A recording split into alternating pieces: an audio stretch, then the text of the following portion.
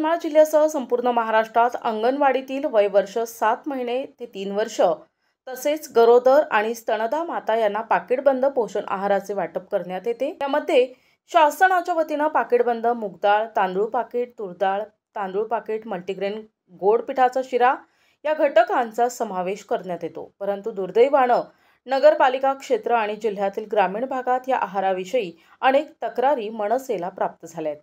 त्यात प्रामुख्याने शासनाद्वारे पुरविण्यात येणाऱ्या धान्यांमध्ये एका विशिष्ट अशा प्रकारचा वास येत असून धान्याची चव पण कडसर आहे। तसेच हे अन्न शिजवताना खूप जास्त त्रास असून अनेक लहान मुलं सदर आहार खात नसून परिणामी पालकांना सदर आहार गुराढोरांना देण्याची वेळ आली आहे। या विषयाची गंभीर दखल घेत मनसेचे जिल्हाध्यक्ष देवा शिवरामवार, अनिल हमदापुरे यांनी थेट जिल्हाधिकाऱ्यांना पोषण आहाराचे पाकिट नेऊन त्यातील भ्रष्ट कारभाराची माहिती देत या पोषण आहाराचा पाढा वाचला।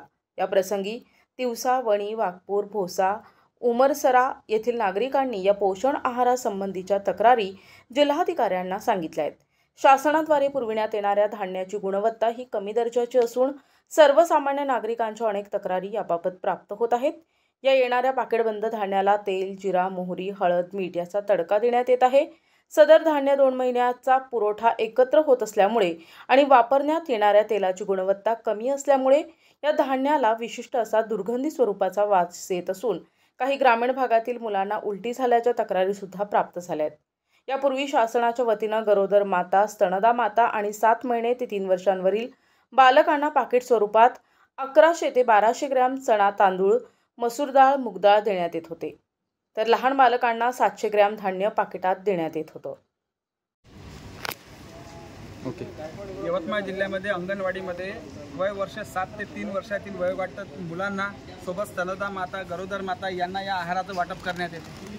हा आहार निकृष्ट दर्जाचा येत असून अनेक मुलांना उलटी झाल्याच्या तक्रारी, सोबतच त्यामध्ये मळमळ वाटणे, कडसड वाटणे अशा प्रकारच्या अनेक तक्रारी यवतमाळ जिल्ह्यासह संपूर्ण महाराष्ट्रात प्राप्त होत आहे। संबंधित ठेकेदारावर दंडात्मक कारवाई करण्यात यावी। सोबतच यवतमाळ जिल्ह्यामध्ये जे कुपोषणाचं प्रमाण वाढत आहे त्याला कुठं ना कुठं ह्या सर्व गोष्टी जबाबदार आहे। आम्ही आज जिल्हाधिकाऱ्यांना निवेदन याविषयी सर्व कल्पना दिलेली आहे। सोबतच हा निकृष्ट दर्जाचा माल तात्काळ बंद करण्यात यावा आणि जुन्या पद्धतीने ज्याप्रमाणे वेगवेगळे धान्य अंगणवाडीत देण्यात येत होतं त्या पद्धतीने धान्याचं वाटप करण्यात यावं अशा स्वरूपाची मागणी आज आम्ही जिल्हाधिकाऱ्यांना दिलेली आहे। अंगणवाडीमध्ये कुपोषणाचं प्रमाण वाढल्यामुळे हे मुलं अक्षरशः हे नागरिक जे आमच्याकडे आलेले आहे मनसेकडे त्यांनी अक्षरशः हे धान्य गुराढोरांना लावण्याची वेळ आज महाराष्ट्रातल्या सर्वसामान्य नागरिकांवर, पालकांवर आलेली आहे। शासनाला मी एवढीच विनंती करतो की तात्काळ हे निकृष्ट धान्य परत करून नव्याने कुपोषित मुलांसाठी आहारासाठी एक चांगल्या प्रकारचं दर्जेदार धान्याचा पुरवठा करावा। संबंधित ठेकेदारांवर दंडात्मक कारवाई करून तात्काळ याची ते कंत्राट रद्द करण्याची मागणी या ठिकाणी आम्ही करत आहे। प्रतिनिधी कलीम खान, NTV न्यूज मराठी, यवतमाळ।